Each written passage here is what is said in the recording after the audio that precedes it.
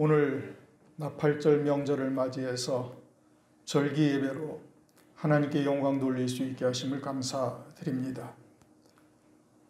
구약에 명하신 이와 같은 절기가 예수 그리스도 안에서 새로운 계명으로 우리에게 무엇을 의미하는지 말씀을 통해서 온전히 깨닫는 자 되게 도와주시고, 이 나팔절이 우리의 소망이요 또 그에 합당한 믿음의 자리에 굳게 설 수 있도록 은혜 위에 은혜를 베풀어 주시옵소서. 우리의 눈을 열어 하나님께서 이루시는 구원의 세계를 볼 수 있게 도와주시고, 영적 감각을 더욱더 예민하게 하여 깨어 있어 근신하며 주의 때를 기다릴 수 있도록 은총을 베풀어 주옵소서. 감사드리옵고 예수님의 이름으로 기도드립니다. 아멘. 네. 오늘은 나팔절 명절이죠. 하나님께서 지키라 명하신 절기의 날인 겁니다. 일반적인 교회에서는 다 이와 같은 절기가 무엇인지 깨닫지를 못하고 지키지도 아니하죠. 그러므로 우리가 이러한 말씀을 이제는 증거할 수 있는 자가 되어야 되죠. 해마다 6월절 또 6월절부터 시작해서 초막절까지 7절기를 해마다 우리는 지키고 있어요. 그리고 성경의 말씀을 통해서 그 절기가 무엇을 의미하는지를 우리가 온전히 깨달아가고 있죠. 그러니 이제는 최소한도 절기의 참 뜻이 무엇인지를 아주 개괄적으로 설명은 할 수 있어야 되겠다라는 생각이 들어요. 해마다 우리가 6월절, 또 무교절, 초실절, 그리고 오순절, 그리고 이제 나팔절, 속죄일, 초막절, 이 7절기를 해마다 드리고 있어서 해마다 성경을 가지고 그 절기가 무엇을 의미하는지를 성경을 통해서 우리가 찾아보고 있잖아요. 그러니까 이제는 예수를 믿는 하나님의 백성들에게 이 절기가 무엇인지를 깨닫지도 못하는 자들에게 이제는 개략적으로 설명을 할 수 있는 정도는 돼야 돼요.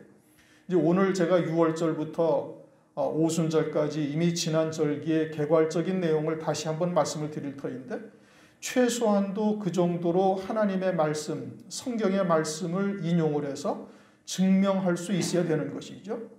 그냥 마구제비로 전해서는 아니 되는 것이고, 하나님의 말씀에 근거한 증명을 할 수 있어야 되는 거예요. 그래야 참 진리가 무엇인지가 이제 깨달아지는 것이고, 그렇게 해서 설령 여러분들이 실수를 한다 할지라도 그래도 전해야 돼요. 그래야 돌아와서 다시 말씀을 통해서 확인해보고, 또 이제 이러한 절기 예배를 통해서 이제 부족했던 것이 무엇인지를 깨닫게 되어질 때, 그럴 때 그것이 내게 온전히 딱 생명이 되어지는 겁니다. 그냥 입도 뻥끗 안 하고 가만히 있으면은 아는 것 같지만 실제 딱 드러내면은 하나도 아는 게 없어요. 그냥 말씀을 가지고 딱 전할 수가 없는 거예요. 그냥 이렇대. 그럼 그래가지고 누가 믿겠어요? 말씀에 의해서 딱 증거가 돼야 되는 거예요. 성경에 기록된 말씀에 의해서 딱 증거가 돼야 상대방도 반박을 못하는 것이지, 그냥 뭐 말씀도 없이 그냥 나팔절은 주님이 재림하시는 날이야 뭐 이렇게 얘기하면 그건 아무도 믿지 않는다 이겁니다. 그러므로 오늘 제가 6월절부터 오순절까지 이미 이제 지난 절기에 대해서 개괄적인 내용을 말씀을 드릴 터인데, 이제 최소한도 그 정도의 내용은 여러분들이 인지하고 계셔서 하나님의 말씀을 근거해서 그리스도인들에게 증거해서 하나님이 명하신 절기가 무엇인지, 우리가 사람의 계명으로 지금 섬기고 있는 것들이 무엇인지를 바르게 깨달아서 영적인 분별력을 가질 수가 있어야 되는 겁니다. 일반적으로 교회에서는 이 절기를 다 무시합니다. 6월절도 무시하고 나팔절도 무시하고 초막절도 무시하고 전부 다 무시해요. 왜냐? 이제 율법은 폐하여졌다. 또 율법은 다 이제 마침이 되었다. 로마서 10장 4절을 보면은 그리스도는 모든 믿는 자에게 의를 이루기 위하여 율법의 마침이 되시니라. 그렇게 말씀했어요. 그러니까 율법의 마침이 되었다. 또 에베소서 2장 15절을 보면 자기 육체로 율법을 폐하였다. 이렇게 말씀하셔요. 그러니까 이제 율법에 나와 있는 절기나 뭐 명절이나 이런 것은 오늘날 교회와는 별 상관이 없다라고 다들 생각을 하죠. 그렇지만 지난번에도 말씀드린 것처럼 에베소서 2장 15절에 자기의 육체로 율법을 폐하였다라는 것은, 그것은 제사의 행위를 폐한 거예요. 절기에서도 제사의 행위를 폐한 것이지 절기 자체가 없어진 것은 아니에요. 이것은 영원한 명절이란 말이에요. 하나님의 명절이니 영원한 명절인 것이고, 이제 제사에 드리는 행위는 예수님께서 친히 화목제물이 되셨으니 제사의 행위가 폐하여진 것일 뿐이죠. 지난번 시간에 말씀드린 것처럼 그래도 제사법은 레위기서에 그냥 남아있잖아요. 레위기서의 제사법이 그냥 남아있는 이유는 뭐냐? 이제는 우리가 그리스도 안에서 그것이 새로운 계명이 되는 거예요. 요한일서 2장 7절 8절 말씀처럼 이제는 옛 계명 그대로이되 이제는 새로운 계명이 되죠. 새로운 계명이 되어져서 이제는 그것이 우리에게 영의 법이요 살리는 생명의 법으로 바뀌어진 거예요. 이제는 제사의 행위를 드리지 아니하지만 번제 제사 또는 속죄 제사 또는 화제 이 곡식으로 드리는 소제 제사 이런 것을 통해서 우리가 어떻게 해야 그리스도 안에서 산제물로 하나님께 드려지는가를 우리에게 영적으로 계시를 하고 있어요. 이제 새로운 계명이 됐죠. 영의 법이 된 겁니다. 생명의 법으로 살리는 법으로 바뀌어진 거예요. 마찬가지로 절기의 제사도 절기법도 역시 마찬가지로 이제 제사의 행위는 폐하여졌지만 그렇지만 절기는 오늘날도 계속해서 우리에게 살리는 법으로 바뀌어지고 있는 것이죠. 그렇다면 이제 주님이 이 절기 때 어떻게 하셨는가? 이것을 보면 우리가 알 수 있어요. 이제 주님이 걸어가신 길을 우리도 그대로 걸어가면 되는데 주님이 오셔서 이 절기에 대해서 어떻게 하셨는가? 요한복음 7장 2절을 보면 유대인의 명절인 초막절이 가까운지라 요한복음 7장 14절 명절의 중간이 되어 예수께서 성전에 올라가서 가르치시니 요한복음 7장 37절 38절 명절 끝날 곧 큰 날에 예수께서 서서 외쳐 가라사대 누구든지 목마르거든 내게로 와서 마셔라. 나를 믿는 자는 성경의 이름과 같이 그 배에서 생수의 강이 흘러나리라 하시니 이는 그를 믿는 자에 받을 성령을 가리켜 말씀하신 것이라. 예수님이 초막절날 예루살렘 성전에 가셔서 명절을 지키신 거예요. 예수님께서 명절을 지키셨으니 오늘날 우리들도 이제는 명절을 지켜야 되는 것이죠. 그래서 고린도전서 5장 8절을 보면은 이러므로 우리가 명절을 지키되 묵은 누룩도 말고 괴악하고 악독한 누룩도 말고 오직 순전함과 진실함에 누룩 없는 떡으로 하자. 5장 8절에 고린도전서 5장 8절에 명절을 지키라고 아주 딱 명하셨어요. 명절을 지키되 누룩 없는 순전한 떡, 다시 말하면 진리 안에서 명절을 지켜야 된다. 즉 하나님께서 명절을 명하신 뜻이 무엇인지를 깨닫고서 명절을 지켜야 되는 것이죠. 이렇게 말씀하시는 이유가 뭐냐? 그것은 하나님의 말씀이 오늘날 사람의 계명으로 변질이 되어져 엉뚱한 방향으로 하나님의 말씀이 호도되고 있고 왜곡되고 있는 거예요. 그러니 너희는 아버지의 뜻이 무엇인지 성경의 말씀을 통해서 진리를 깨닫고 진리 안에서 절기를 지키라고 말씀하고 있는 겁니다. 그런데 갈라디아서 4장 10절 이하를 보면 이렇게 말씀하고 있어요. 너희가 날과 달과 절기와 해를 삼가 지키니 내가 너희를 위하여 수고한 것이 헛될까 하노라. 그러면 갈라디아서 4장 10절 11절 말씀은 너희는 날과 달과 절기를 지키고 있는데 그거는 지켜서는 안 된다 이런 말씀이죠. 그럼 갈라디아서 교회에서는 명절을 지키지 말라 이런 말씀이고 고린도전서 5장 8절은 너희가 명절을 지키라. 그럼 어떤 말씀이 맞느냐? 다 맞죠. 왜냐? 하나님의 말씀이니까. 그럼 갈라디아 교회에다가 왜 명절을 날과 달과 절기를 삼가 지키니 너희를 위하여 수고한 모든 것이 다 헛되다 라고 사도 바울이 왜 이렇게 얘기를 했는가? 그건 갈라디아 교회의 율법주의자들, 예수를 믿으면서도 율법을 지키고 있는 유대인들이 갈라디아 지방에 와가지고 너희들이 예수를 믿으면서도 율법을 지키지 아니하면 구원이 없다라고 이야기를 한 거예요. 그래서 이 갈라디아 교회들이 이제 율법도 지키고 또 그리고 예수도 믿고 이러고 있었던 것이죠. 이게 복음이 무엇인지 예수 그리스도 안에서 새 계명이 무엇인지를 깨닫고 있지를 못한 겁니다.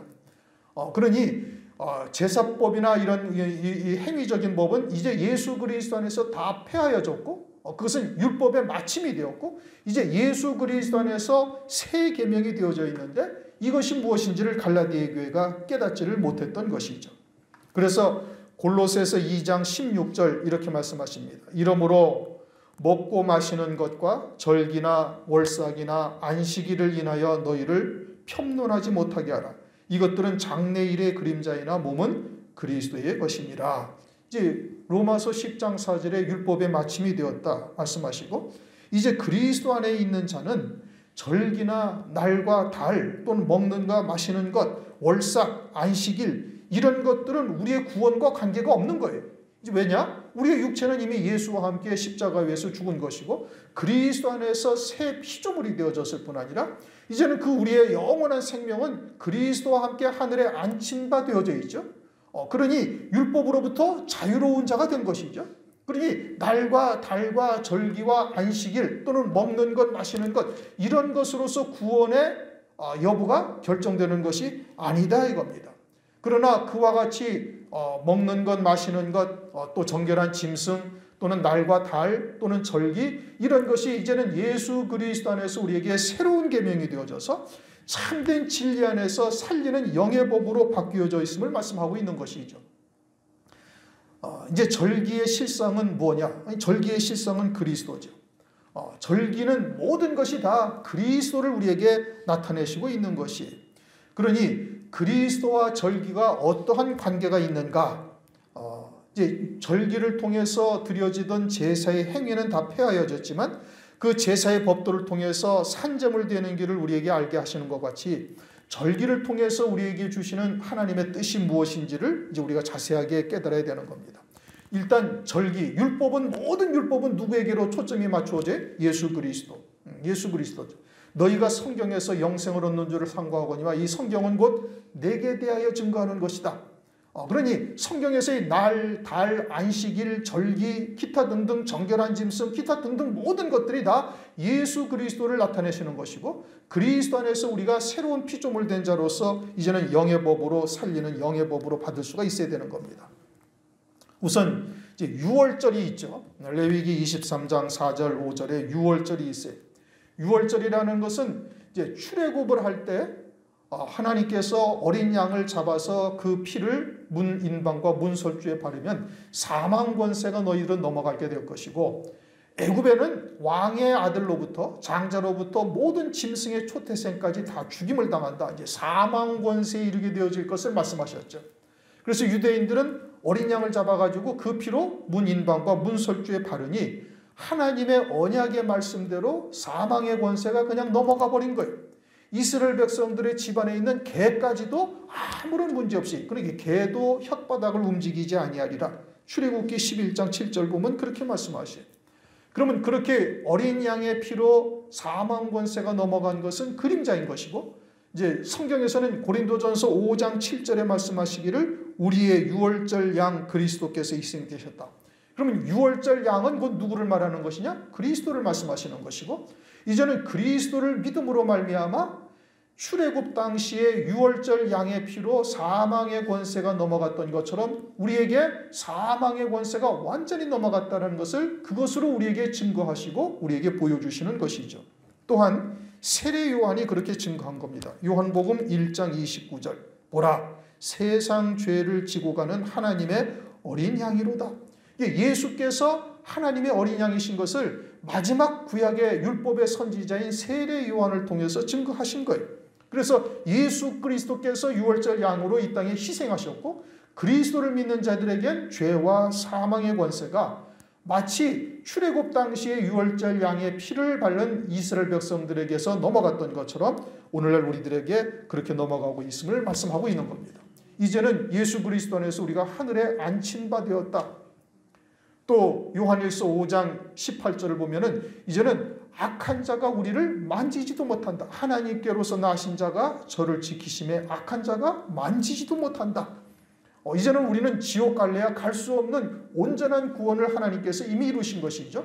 멜기세덱의 반차를 쫓는 대제사장이 우리를 위해서 희생하셨으므로 그 피로 말미암아 우리에게 사망 권세가 완전히 넘어갔다. 유월절의 실상은 누구예요? 그리스도다 이겁니다. 그 다음엔 무교절이죠. 레위기 23장 6절에서 8절 무교절은 유월절 다음 날이에요. 이제 성경에서는 유월절 날이 있는 그 달을 첫 달로 하라. 출애굽기 12장을 보면 그렇게 말씀하셔요. 그래서 그것을 이제 종교력이다 이렇게 얘기를 하고 있는데 그 정월 14일이 유월절이고 정월 15일부터 일주일간이 무교절입니다. 그래서 이스라엘 백성들이 무교절은 무교병, 즉 누룩을 넣지 아니한 떡을 먹어요. 왜냐? 이게 출애굽할 때 급하게 나오니라고 미처 발교되지 못한 떡을 가지고 나와서 그것을 먹었어요. 그래서 일주일 동안 무교병을 먹음으로 그 출애굽 당시에 하나님께서 이루신 이 놀라운 역사를 감사하며 하나님께 영광을 돌리는 것이죠. 그래서 무교병, 누룩 없는 떡을 광야에서 먹는 겁니다. 그러면 그 절기가 그리스도와 어떤 관계가 있는가? 이때 유월절 양으로 희생되신 그리스도께서는 무덤에 묻히신 겁니다. 무덤에 묻히셨다. 사람들에 의해서 흙으로 장사된 것이죠. 그것은 진리의 말씀이 사람들의 사상에 의해서 묻혀질 것을 우리에게 영적으로 계시하고 있고, 광야교회와 같은 우리들은 반드시 무교병, 누룩 없는 떡, 고린도전서 5장 8절에 말씀하고 있죠. 너희가 명절을 지키되 묵은 누룩과 괴악하고 악독한 누룩을 말고 오직 순전함과 진실함에 누룩 없는 떡으로 하라. 그렇게 진리의 말씀이 광야교회의 양식이 되어짐을 말씀하고 있는 것인데, 요한복음 12장을 보면은 마리아가 예수님에게 귀한 나디향을 깨뜨려서 그 발에 붓고 자기의 머리털로 예수님의 발을 씻기죠. 그러자 이제 제자들이 그 귀한 나디향, 비싼 것을 갖다가 예수님의 발에 부은 마리아를 책망을 합니다. 그러자 주님께서 이렇게 말씀하셔요. 요한복음 12장 7절. 저를 가만두어라. 나의 장사할 날을 위하여 이를 두게 하라. 다시 말하면 예수 그리스도를 장사할 때가 있고 흙에 파묻을 때가 있고, 그때 이 나디향, 가장 귀한 향기가 그때에도 나오게 되어질 것을 위해서, 그때를 위해서 그냥 두라. 그때에도 이 진리의 향기가 계속하여 진동하리라는 것입니다. 마리아가 예수님의 발에다가 나디향을 붓는 것은 예수님이 이처럼 이 땅에 오셔서 그 십자가의 길을 가심으로 말미암아 우리에게 하늘나라에서 최고의 영광을 이루시기 위한 것을 깨닫고 가장 귀한 나디향 한 옥합을 깨뜨려서 예수님의 발에 붓고 자기의 머리털로 예수님의 발을 씻기시는 거예요. 이제 십자가 위에서 죽임 당하실 것을 알고 있는 것이죠. 마리아가. 그래서 그 가장 귀한 향을 갖다가 아낌없이 예수님의 발에 부은 것이죠. 그처럼 예수님을 십자가에서 희생하신 후에 이처럼 땅속에 묻을 일들이 앞으로도 있을 것을 말씀하고 있는데, 그것은 당시에 예수님 유대사회를 통해서 사람의 계명인 묵은 누룩과 괴악하고 악독한 누룩으로 진리가 묻히게 될 것을 계시하고 있는 겁니다. 그것은 예수님 당시에도 그랬고 이사야의 때에도 그랬어요. 사람의 계명이라는 말씀은 이사야서 29장 13절에 등장을 하는데, 이사야의 때에도 사람의 계명으로 하나님을 섬기다가 바벨론에 멸망하였고, 또 그와 똑같은 사람의 계명으로 예수님 때에 하나님을 섬기고 있다가 그리스도를 영접지 못하는 이와 같은 일이 벌어진 것이고, 말세에도 적그리스도가 등장을 할 때 이처럼 사람의 계명으로 섬기던 자들이 짐승표를 받고 재림하시는 그리스도를 대적하게 될 일을 또 그림자로 계시하고 있는 겁니다. 그러므로 누룩 없는 떡, 진리의 말씀만이 광야교회의 양식이 되어야 함을 말씀하고 있는 거예요. 무교병만을 먹어야 된다. 고린도전서 5장 8절. 이러므로 우리가 명절을 지키되 묵은 누룩도 말고 괴악하고 악독한 누룩도 말고 오직 순전함과 진실함에 누룩 없는 떡으로 하자. 오늘날이 광야교회와 같으니 오직 진리의 말씀, 즉 누룩 없는 떡으로만 살아야 된다는 것을 우리에게 영적으로 계시하고 있는 겁니다. 그 다음은 말씀이 하나님이시니, 말씀이 곧 그리스도이시니, 결국은 무교절도 누구를 나타내고 있는 것입니까? 무교절도 그리스도를 나타내고 있는 거예요. 그 다음은 이제 초실절이죠. 이제 정월 14일이 유월절, 15일부터 일주일이 무교절, 그 다음에 16일이 초실절입니다. 그러니까 무교절이 시작된 다음 날 무교절 안에 초실절이 있는 거예요. 초실절이라는 것은 첫 열매, 보리를 수확하고 하나님께 그 보리 첫 곡식 한 단을 요제로 드리는 날인 겁니다. 종교력으로는 정월 16일인 겁니다. 그래서 유월절 후 제3일 되는 날이죠. 유월절 날 예수님이 십자가에 희생하시고 제3일 되는 날 주님이 부활하셨어요. 그러니 초실절의 실상은 무엇이냐? 그리스도의 부활인 겁니다.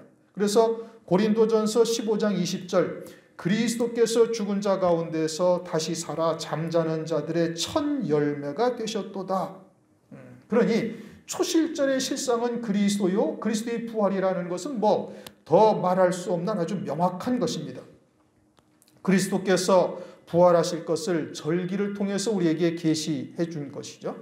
그러나 주님은 하나님이시고 영원히 살아계신 하나님이시니 굳이 부활하실 이유가 없으셔요.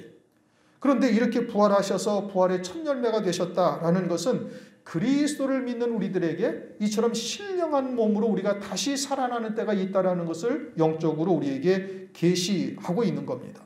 그래서 오늘날 이 초실절을 지켜야 되는데 이 초실절을 일반적으로 이제 교회에서 뭐라고 얘기를 하고 있어요? 부활절이다. 부활절이라고 이야기를 하고 있는데 성경적 명칭은 초실절이어야 되는 겁니다. 그러니까 이제 부활절이라는 이름을 하면서 영어로는 그것을 뭐라고 하고 있는 거니? 이스터데이라고 이야기를 하고 있습니다. 이스터데이라는 것은 사실 주님의 부활과는 전혀 상관이 없는 단어예요. 만약에 부활절이라고 이 명명을 한다면 영어로서도 resurrection이라는 단어를 써야 되는데 그러지 아니하고 이스터데이라고 해요. 그럼 이스터라는 이 단어의 근원은 어디서부터 시작되었는가? 그것은 사사기 2장 13절 보면 바알과 아스다롯이 등장을 합니다. 아스다롯, 한글로 이제 표기를 해서 아스다롯이죠. 이 아스다롯이라는 것이 아람어로는 뭐냐면 이쉬타르입니다. 이쉬타르. 아람어로 이쉬타르인데 이것이 영어화되면서 이스터로 이제 바뀐 거예요. 이것은 제가 주장하는 것이 아니고 생명의 말씀사에서 발행된 신약시대 문화라는 책이 있습니다. 그 저자가 엘버트 벨이라는 사람인데 여기서도 이 이스터라는 것이 아스다롯이라는 것을 증명하고 있어요. 그 아스다롯이 하늘에서 떨어진 달걀에서 부활해서 나온 신이다. 이렇게 이야기합니다. 이게 다산의 여신으로 섬기는 우상이죠. 닭들이 달걀을 뭐 거의 3일에 2개씩 낳지 않습니까? 산란개들은. 그러니까 그냥 무수히 낳고 있는 것이죠. 그래서 다산의 여신. 그런데 캐톨릭에서 이방 종교들을 받아들이면서 이시타르를 섬기고 있는 이 사람들을 캐톨릭 안으로 그대로 받아들이고 그리고 그들이 달걀을 삶고 그리고 달걀에다가 뭐 껍질에다가 그림을 그리고 이제 이와 같은 이방의 우상의 행위를 그대로 받아들인 것이 오늘날 이제 이처럼 달걀을 삶아서 부활절날 돌리고 달걀에다가 뭐 포장을 플라스틱 그 비닐로 해가지고 좀 예쁘게 포장하기도 하고 이제 이와 같은 것으로 오늘날 바뀐 거예요. 그러니 성경적 근거가 전혀 없는 이와 같은 행위를 하는 겁니다.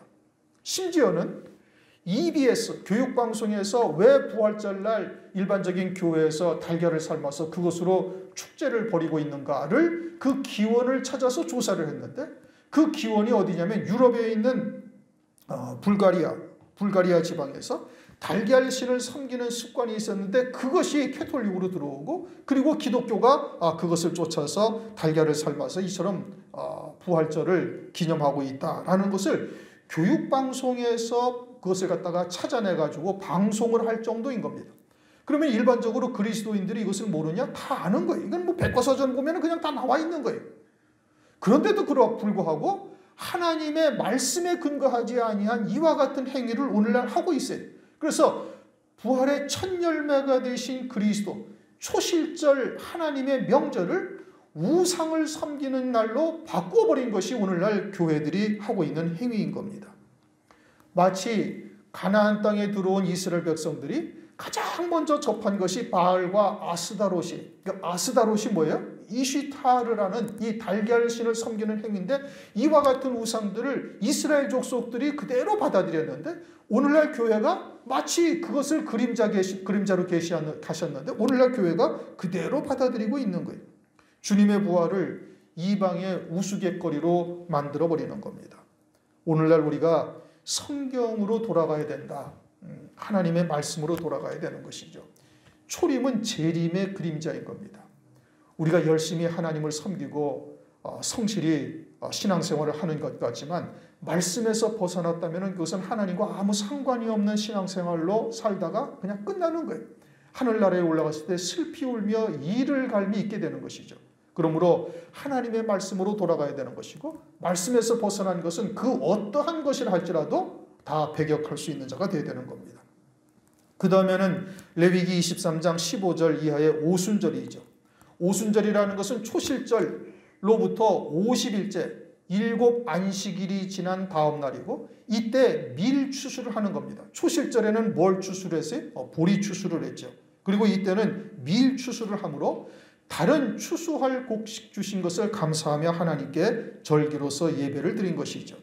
그런데 사도행전 2장 1절을 보면 이 오순절날 성령이 마가이 다락방에 임한 겁니다.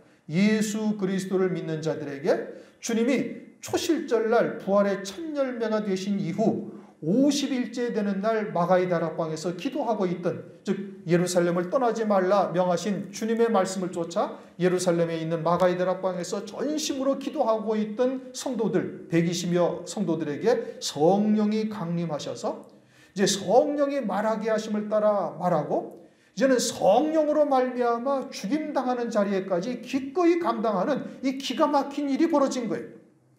그래서 또 다른 곡식을 주셨다라는 것이 무엇을 말하느냐? 그것은 성령으로 말미암아 하나님의 의의 열매를 맺게 하신 것을 의미하고 있는 겁니다. 그러면 그 이전에는 내가 힘써 율법을 지켜 행하여야 영생이 있다라고 생각을 했던 것인데 율법을 지켜 행하라 주님께서 그렇게 모세를 통해서 명하셨죠.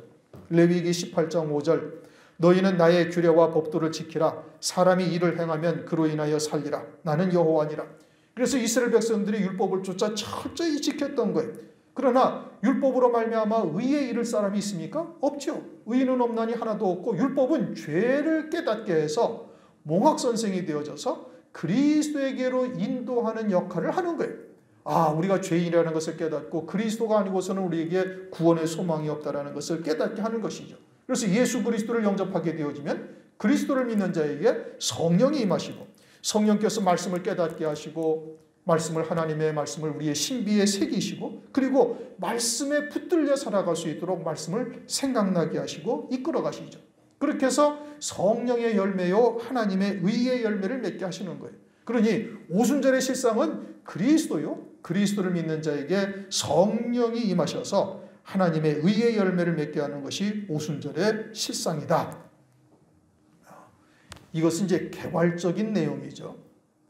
그러니 이 정도는 이제 우리 교회에서는 이제 거의 하나님의 말씀을 통해서 깨닫고 있어야 되는 것이고 어느 자리에서든 그리스도를 믿는 자들에게 이 정도는 전할 수 있어야 되는 거예요. 성경 구절도 제가 많이 들진 않았습니다. 아주 핵심적인 것만 딱 말씀을 드린 거예요. 그러니 이 정도의 하나님의 말씀 구절은 깨닫고 있어서 이제 그리스도인들에게 전해서 하나님께서 우리에게 명하신 절기가 무엇을 의미하는지 그것을 이제 전할 수가 있어야 되는 것이죠. 그리고서는 이제 그 다음이 나팔절, 오늘 이제 나팔절 절기죠. 레위기 23장 23절에서 25절까지의 말씀인 겁니다. 이제 나팔을 불어 기념할 날이고 이 날은 종교력으로는 7월 1일인데 이스라엘의 민간력으로는 신년 원단이요 새해 첫날인 겁니다. 새해 첫날이 되니 기쁜 날이고 큰 나팔 소리와 함께 기뻐하는 날이죠. 태양력으로는 대충 오늘날처럼 9월 말, 9월 하순경 아니면은 10월 초순이 됩니다. 그러면은 그때가 언제가 되느냐? 초실절 이후 넉 달 농사의 기간, 오순절 이후 넉 달 농사의 기간이 지나면은 나팔절이 되는 겁니다. 그리고는 성경에서 이 넉 달 농사의 기간이 지난 이때를 뭐라고 말씀하시는가? 요한복음 4장 35절 너희가 넉 달이 지나서 추수할 때가 이르겠다 하지 아니하느냐? 내가 너희에게 이르노니 눈을 들어 밭을 보라 희어져 추수하게 되었도다. 오순절 이후 넉 달 농사의 기간이 지나면 추수할 때가 된다라고 말씀하고 있어요. 그리고 오순절까지는 주님의 초림으로 말미암아 모든 절기가 그 절기의 날짜대로 이루셨어요. 그러면 넉 달 농사가 지난 이때는 추수할 때요. 그러면 나팔절이라는 것이 무엇을 의미하느냐? 이제 추수의 절기죠. 이제 추수의 절기의 끝은 초막절, 또 다른 이름으로 장막절, 수장절이라고도 하는 마지막 절기입니다. 초막절은 하나님의 장막이 사람들과 함께 있는 거예요. 다시 말하면 사람이 하나님과 함께 거하는 이와 같은 어마어마한 은혜를 입는 날이 장막절, 초막절, 수장절이 되죠. 그럼 그렇게 하기 위해서는 어떻게 되는가? 이제 추수를 할 때가 되었음을 말씀하시는데 그 추수의 절기가 뭐죠? 나팔절부터 시작이 되어지는 겁니다. 오늘날 나팔절이라는 것은 뭘 말하느냐? 이제 영적으로 추수할 때라는 것을 우리에게 말씀하고 있는 것이죠. 이제 초림의 절기는 오순절로 다 끝났고, 그리고 절기의 실상이 그리스도요. 초림의 절기가 다 이루어졌으니 나머지 절기는 추수의 절기요 재림으로 말미암아 이루어지는 절기인 겁니다. 그러니 나팔절이라는 것은 큰 나팔 소리와 함께 주께서 재림하시는 것을 우리에게 영적으로 교훈하시는 것이고, 이 절기가 무엇인지를 깨닫고 있는 자들은 주님께서 유월절날 유월절 양으로 희생되셨고, 무교절날 무덤에 묻히셨고, 초실절날 부활의 첫 열매가 되셨고, 오순절날 성령이 강림하셨으니 앞으로 주님이 재림하시는 날은 언제가 돼요? 나팔절이 되는 거예요. 어느 해인지는 우리가 알 수가 없죠. 그러나 주님이 이 땅에 다시 오시는 날은 언제 오셔요? 나팔절날 오시는 겁니다. 이것은 아주 우리가 명확하게 깨닫고 있어야 되는 것이고, 오늘날 우리가 이 땅에서 나팔절이라는 명절을 지킬 수 있다는 것은 아직 주님이 오시지 아니했다는 뜻이고, 주님이 다시 오시는 때는 언제인지 모르지만 그 날짜는 정확하게 이 나팔절날 주님이 재림을 하시는 거예요. 마태복음 24장 31절, 저가 큰 나팔 소리와 함께 천사들을 보내리니 저희가 그 택하신 자들을 하늘 이 끝에서 저 끝까지 사방에서 모으리라. 마태복음 24장을 보면 창세 이래 없던 환란이 있을 것이고, 환란 후에 인자의 징조가 보이는데, 인자의 징조가 보인 다음에 큰 나팔 소리와 함께 주께서 오실 것을 말씀하고 있어요. 데살로니가전서 4장 16절 17절, 주께서 호령과 천사장의 소리와 하나님의 나팔로 친히 하늘로 쫓아 강림하시리니 그리스도 안에서 죽은 자들이 먼저 일어나고 그 후에 우리 살아남은 자도 저희와 함께 구름 속으로 끌어올려 공중에서 주를 영접하게 하시리니 그리하여 우리가 항상 주와 함께 있으리라. 그래서 주님이 이 땅에 다시 오신다 이겁니다. 이것은 성경에서 19군데서 강조하고 있고, 심지어 데살로니가전서가 1장에서부터 5장까지 있죠. 데살로니가전서를 보시면 매 장 끝마다 주의 재림에 대해서 말씀하고 있어요. 데살로니가 교회에 사도 바울이 하나님의 말씀을 보낸 곳입니다. 데살로니가 교회에 하나님의 말씀을 사도 바울이 보낼 때는 불과 한 40년, 서기 40년, 50년 정도밖에 되지 아니한 때, 예수님이 십자가에서 운명하신 지 한 20여 년 지난 후에 데살로니가 교회에 이와 같이 서신서를 보낸 건데, 그때도 데살로니가 교회에 사도 바울이 강조한 것이 주의 재림이에요. 2000년 전 초대교회 주님이 재림하신다고 사도 바울이 너희들이 그때를 대비하라고 말씀하셨고, 그리고 그 재림의 주님을 소망하며 신앙생활을 그때부터 한 거예요. 그래야만 사실은 그것이 온전한 신앙생활입니다. 고린도전서 16장 22절에 마라나타라는 우리 성경에는 헬라어로 기록되어 있지 않지만 주께서 임하시리라. 고린도 교회도 신앙생활을 어디에다 초점을 맞추고 있어요? 주의 재림에다가 초점을 맞추고 있어요. 그리고는 오늘날 2000여 년이 지난 이때인데, 오늘날 교회는 말은 말세라고 하지만 주의 재림을 전혀 생각지 않고 있는 거예요. 심지어는 이 천지 만물이 다 처음 창조할 때와 같이 그냥 있다라고 말하면서 주의 재림은 아주 요원한 일처럼 얘기를 하고 있는 겁니다. 초대교회의 성도들이 주의 재림을 소망하며 세상의 것에 끊어진 자들이 되어 신앙생활했는데, 이 마지막 때를 사는 우리들은 도리어 주의 재림을 그냥 허구한 소설 같은 이야기로 생각을 하고 있으니 이것은 심각한 문제죠. 무엇 때문이냐? 이제 절기를 모르기 때문에 그러는 겁니다. 그래서 나팔절, 속죄일, 초막절이라는 절기는 세상 교회에서 별로 알려지질 않았어요. 가끔 교회에서 초막절 행사를 하기도 합니다만 나팔절이라는 것을 잊어버리고 있죠. 그리고선 뚝 건너뛰어서 뭐를 지키고 있어요? 추수감사절. 그리고는 성경에도 없는 크리스마스라는 절기를 지킵니다. 크리스마스라는 절기는 추수감사절도 마찬가지입니다. 다 사람이 만들어 놓은 절기예요. 이와 같은 사람이 만든 절기는 곧 사람의 계명이고, 그러한 사람의 계명으로 절기는 지키자들이 어떻게 될 것인가? 이것은 열왕기상 12장 북이스라엘 왕 여로보암을 통해서 성경에서 명확하게 우리에게 계시하고 있는 겁니다. 추수감사절이 초막절로부터 한 달쯤 늦게 지냅니다.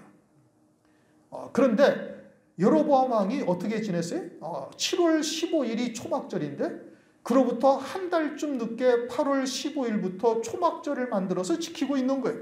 그러니 이게 좀 수천 년 전에 기록된 하나님의 말씀이, 천몇백 년 전에 기록된 하나님의 말씀이 오늘날 교회들이 어떻게 걸어갈 것인지를 미리 우리에게 교훈하고 계시는데도 그것을 보고서 오늘날도 깨닫지를 못하고 있는 겁니다. 무엇 때문이냐? 나팔절부터 절기를 다 잊어버렸어요. 초실절도 부활절이다, 이스터데이라고 하면서 하나님의 명절을 우스갯거리로 만들어버리고, 오순절도 그냥 성령 강림절이라고 하면서 하나님의 절기를 잊어버리고, 그리고 나팔절부터는 아예 교회에서는 망각해버리고 엉뚱한 다른 절기를 지키고 있으니 주의 재림을 아주 요원한 일로 바라보고 있는 겁니다. 그러나 성경은 주님이 반드시 너희들이 본 그대로 다시 오실 것을 사도행전에도 말씀하고 있죠. 신약성경 여러 곳에서 말씀하고 있죠. 요한계시록에서는 너무나도 명확하게 우리에게 계시하고 있는 겁니다. 그렇게 주님께서 이 땅에 강림하시면은 그리스도의 나라가 이 땅에 이루어집니다. 계시록 11장 15절, 일곱째 천사가 나팔을 불 때 하늘에 큰 음성이 나서 가로되 세상 나라가 우리 주와 그리스도의 나라가 되어 그가 세세토록 왕노릇 하시리로다. 새로운 나라가 이 땅에 펼쳐지게 되는 것이죠.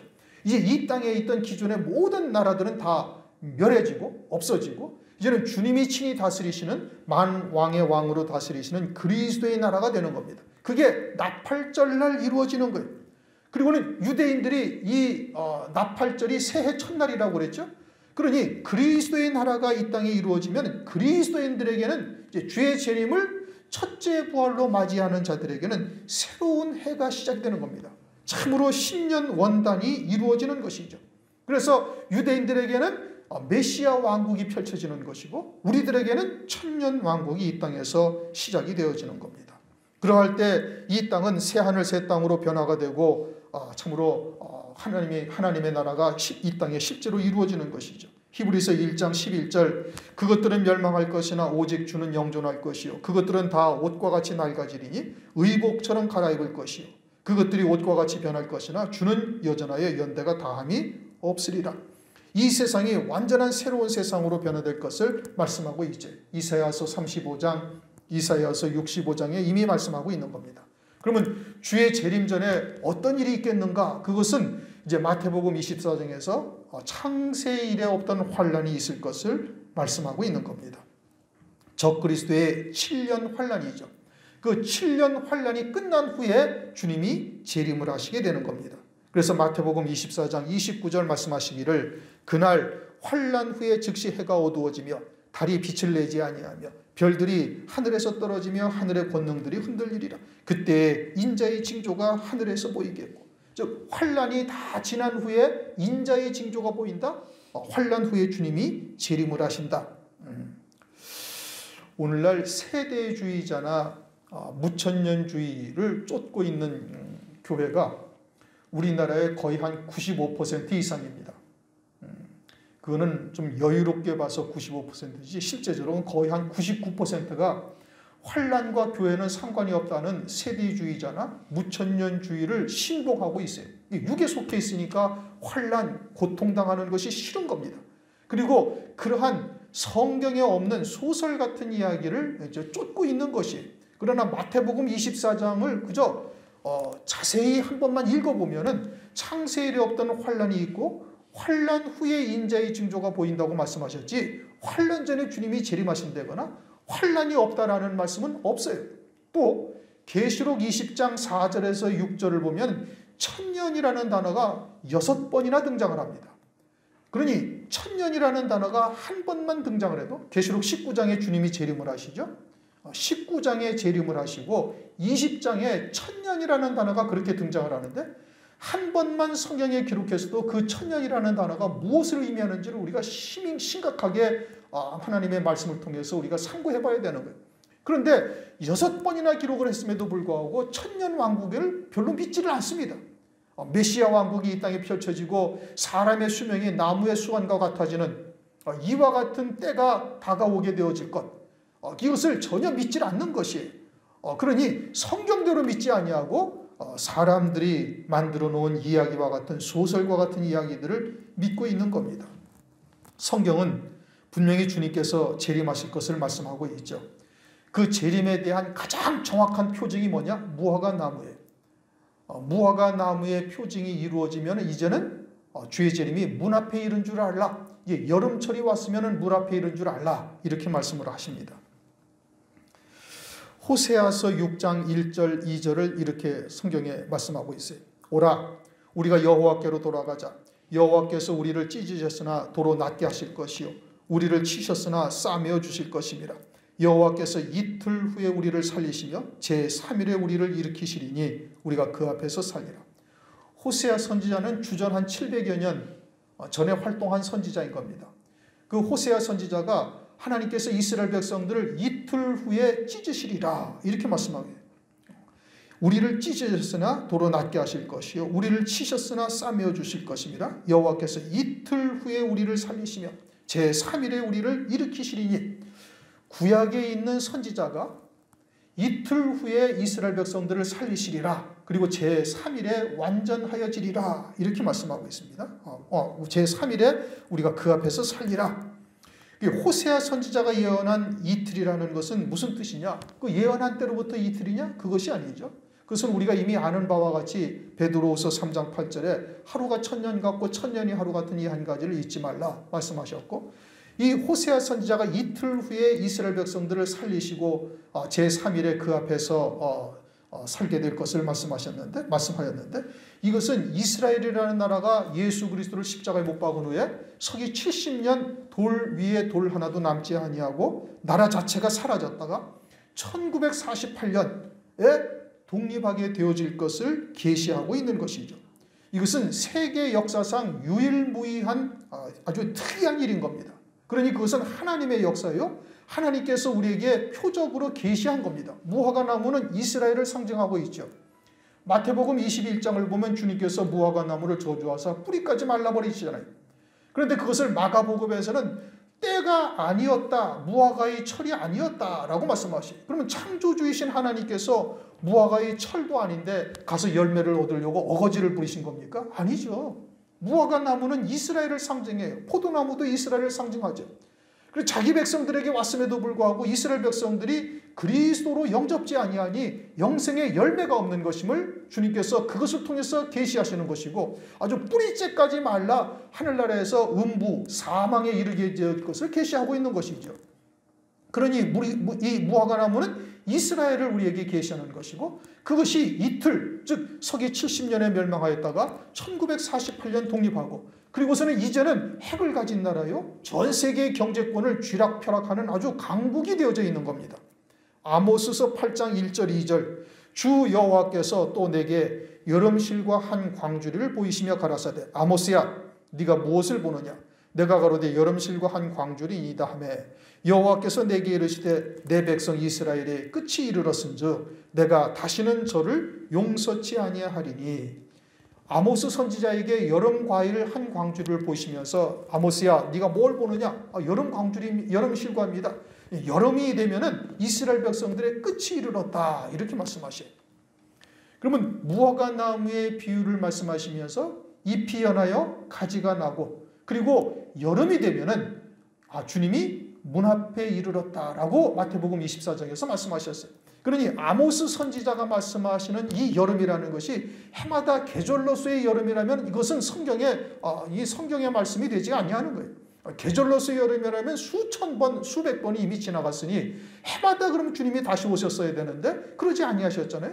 그러면 아모스서 8장에서 말씀하시는 여름은 뭐냐? 그것은 무화과 나무의 여름이고 무화과 나무의 여름이 되어지면은 내 백성 이스라엘의 끝이 이르렀다. 그것은 혈통적 이스라엘 백성들이든 영적인 이스라엘 백성들은 주의 재림으로 말미암아 이제 모든 이 땅에서의 요 세대에서의 구원이 끝나게 되어질 것을 말씀하고 있는 것이죠. 이것은 주님이 오셔서도 확인한 겁니다. 누가복음 13장 32절 가서 저 여호와에게 이르되 오늘과 내일 내가 귀신을 쫓아내며 병을 낫게 하다가 제3일에는 완전하여지리라. 이게 주님이 친히 하신 말씀이죠. 오늘과 내일 초림하신 주님께서 오늘과 내일 이틀 동안은 귀신을 쫓아내고 병을 낫게 하는데 그것은 그리스도를 믿는 자들에게 성령이 임하셔서 악한 영의 역사를 쫓아내는 것을 말하고 있는 것이고, 제3일에는 완전하여지리라 하신 것은 제3일에는 주님이 이 땅에 오셔서 그리스도의 나라가 이루어지고 그 기간 1000년 동안에는 마귀는 무저갱에 갇혀 있으니 이런 죽음도 없고 질병도 없고 애통이나 고통이나 눈물이 없을 그리스도의 나라가 이 땅에 이루어질 것을 말씀하고 있는 겁니다. 그리고 오늘날 우리가 이미 제3일째 되는 날 살고 있어요. 그리고는 여름철이 되었죠. 요한복음에서는 더 확실하게 말씀하십니다. 요한복음 1장에서는 주님이 초림하신 날을 첫날이라고 말씀하시고 이튿날 세례를 받으시고 또 이튿날 요한의 제자들을 제자 삼으시고 또 이튿날 빌립을 부르시고 그리고서는 요한복음 2장에 가서는 사흘 되던 날 갈릴리 가나에 혼인이 있다 이렇게 말씀하시요. 우리 성경에서는 이제 장절이 있지만 원래 성경은 장절이 없습니다. 그냥 쫙 이어진 말씀이죠. 그러니 문법적으로는 논리적으로는 전혀 맞지 아니한 말씀이에요. 첫째 날 주님이 오시고 이튿날 세례 받으시고 그 이튿날 요한의 제자를 제자 삼으시고 그 이튿날 빌립을 부르시고 그리고서는 제3일째 되는 날이다 하고 말씀하셔요. 그럼 실제로는 며칠째 되는 날이? 닷새째 되는 날이어야 논리적으로 맞는 날인데 그렇게 말씀하지 아니하시고 3일째 되는 날, 제4흘 되던 날 갈릴리 가나에 혼인이 있어 예수와 제자들이 함께 청함을 받았다. 요한복음 2장 1절에 그렇게 말씀하시죠. 요한복음 2장 1절 이하에 나오는 갈릴리 가나의 혼인잔치는 예수님이 이 땅에 오신 후에 첫 표적을 베푸신 곳이에요. 그것은 주님이 이 땅에 오신 모든 목적이 여기에 있다라는 것을 우리에게 교훈하시는 거죠. 그것은 어린 양의 혼인잔치인 것은 온 세상의 목사들은 다 알고 있어요.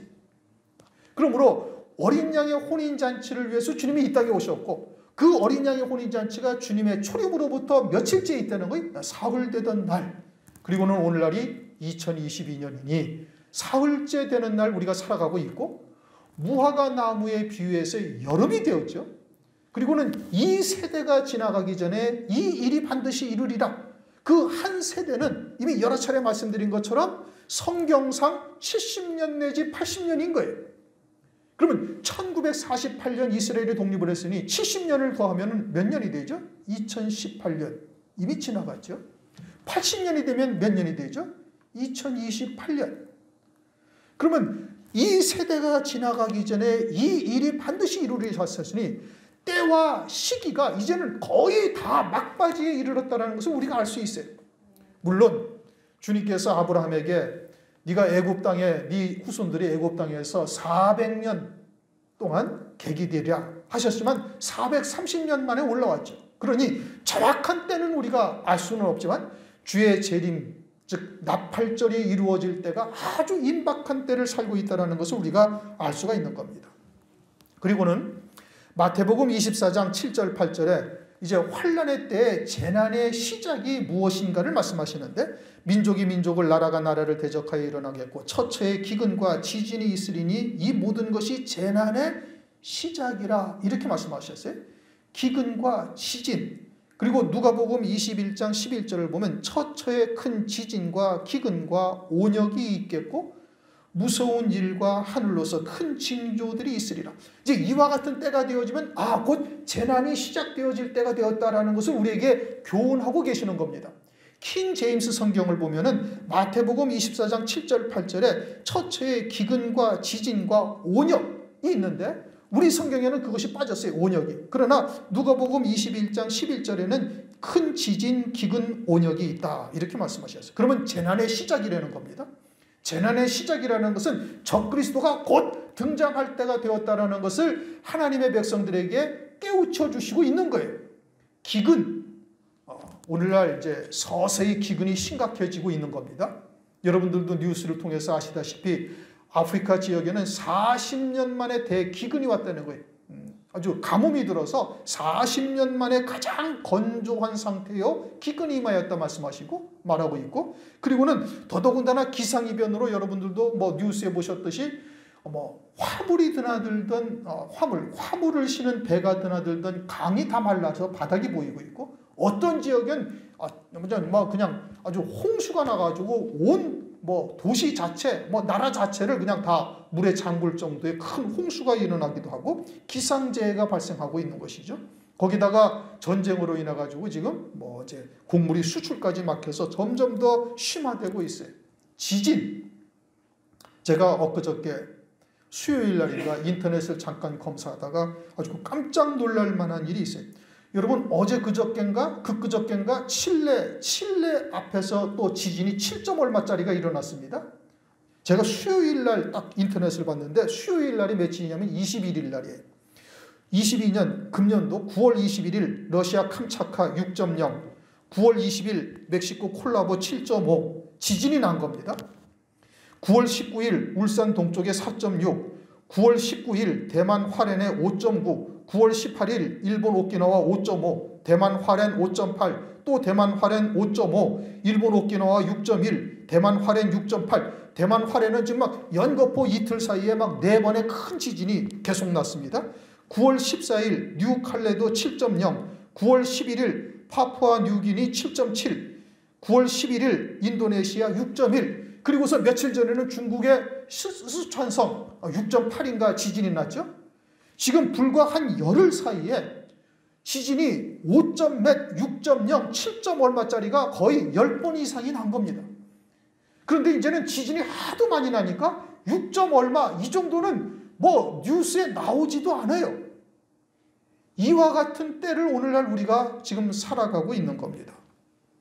이 얼마나 심각한 때인지를 우리가 잘 봐야 되는 겁니다. 그 다음에는 역병이죠. 우리가 이번에 이제 코로나19라는 팬데믹을 겪었는데 거의 3년 가까이 겪었죠. 2년 반이 넘었는데 금년 말에 이제 끝난다 이런 이야기도 있습니다만 그것은 그때 가봐야 아는 것이고 이것이 우리에게 주는 메시지가 무엇이냐. 그 이전에 이와 같은 바이러스나 이런 팬데믹이 있었는가? 없었습니다, 여러분. 전 세계의 모든 나라에 이와 같은 전염병이 퍼진 것은 이번이 처음인 겁니다. 물론 한 700여 년 전에 유럽에 흑사병, 페스트라는 것이 있어서 많은 사람들이 죽었죠. 그러나 그것도 국지적인 것이었어요. 그리고는 이제 한 15년, 20년 전부터 이제 서서히 코로나 바이러스가 사스 또는 메르스 또는 에볼라 다 같은 계열입니다. 그러다가 코로나19로 딱 등장을 하면서 전 세계로 확산이 된 거예요. 그러니까 사스나 메르스 또는 에볼라 같은 것이 있을 때 우리가 다 뉴스로 들어서 아는 거예요. 그러다가 이제 코로나19를 통해 가지고 전 세계에 200몇십 국가의 모든 나라가 다 퍼진 전염병이 되어진 겁니다. 세계 질병 사상 유례가 없는 전염병이죠. 이것이 등장함으로써 어떤 일들이 벌어졌느냐? 이제 혼돈의 시대가 오게 되는 겁니다. 여러분 유럽은 지금 가스비가 1년에 500만 원이 넘게 들어간답니다. 난방비가 500%가 뛰어대는 거예요. 난리가 났죠. 심지어 영국에는 인플레이션이 엄청 심해져가지고 셀러리맨들이 하루에 한 끼 식사밖에 못할 정도로 쪽방에서 자고 하루에 한 끼 식사밖에 못할 정도로 영국 같은 선진국에서 지금 그런 일들이 벌어지고 있어요. 미국에서 지금 인플레이션이 하도 심하니까 계속해서 금리를 올라가지고 우리도 금리가 계속 더블로 올라가잖아요. 2년 전에 2.몇 프로 대출 받을 때 2.몇 프로 하던 것이 지금 5%가 넘습니다. 거의 배 이상 올랐어요. 그러니까 전 세계 경제가 다 지금 휘청거리고 있다라고 보셔야 되는 것이고 미국이라는 초강대국이 달러가 기축통화였는데 이제 이 위상이 흔들릴 정도로 지금 전 세계 경제가 이상한 방향으로 흘러가고 있습니다. 케이아스라고 그러죠. 다른 말로는 또 카오스라고 그러죠. 이 혼돈의 시대가 우리에게 도래하게 되어지는데 이와 같은 시대를 통해서 누가 등장할 수가 있어요? 이제 적그리스도가 등장할 수 있는 발판이 마련되어져 가고 있다는 것을 우리가 볼 수 있어야 되는 겁니다. 재난의 시작은 기근, 지진, 역병이 시작되면 재난의 시작이다라고 말씀하고 있어요. 그리고 적그리스도가 등장하기 위해서는 미국이 무너질 수밖에 없는 겁니다. 이제 서서히 달러의 강세가 이제 어느 날 갑자기 휴지 조각으로 바뀔 수도 있다. 이것은 전 세계 경제학자들이 다 이야기하는 겁니다. 우리만 모르고 있는 것이죠. 그리스도인들만 모르고 있는 거예요. 그러니 이와 같은 현상이 앞으로 대혼란의 시대, 혼돈의 시대가 도래하게 되어지면 누가 등장해? 적그리스도가 등장하는 겁니다. 그러니 경제공황을 이제 회복시키고 전쟁 또는 기근, 공해 등등을 해결하면서 마치 에덴 동산처럼 만들어갈 것처럼 보여지는 것이죠. 그래서 그를 적그리스도로 추앙하고 짐승표를 받을 수밖에 없는 이와 같은 상황으로 도래하게 되어지는 겁니다. 우리가 주의 재림을 맞이하기 위해서는 기름 준비한 처녀와 같은 신앙의 자리에 서야만 됩니다. 그러지 아니하면 그냥 짐승표를 받고 멸망하는 거예요. 금초대 교회에 있다 할지라도 2살 이하의 사내 아이는 죽임당하죠. 또 천하의 산이 다 물에 잠겼을 때 천상의 산도 결국은 낮은 산들은 물과 7.5규빗 불과 한 7, 8m 정도 물이 오르게 되어지자 그냥 물에 잠겼다. 노아의 때 그와 같은 일이 벌어졌음을 우리가 말씀을 통해서 깨달았는데 이와 같은 일이 우리 안에서 우리 앞에 펼쳐질 수 있다라는 것을 우리가 잊어서는 안 되는 겁니다. 우리 생애에 주의 재림을 맞이할 수 있다라는 각오로 우리가 다시 한번 깨어 심기일전하면서 결단하며 나가지 아니하면 그러면은 이제 소망이 사라져 버리는 거예요. 주님은 반드시 다시 오시는데 어느 날 다시 오시느냐? 나팔절 날 다시 오십니다. 나팔절 날 다시 오시는데 그 시기와 때가 성경에서 말씀하신 그 시기와 때가 이제는 꽉 찬 거예요.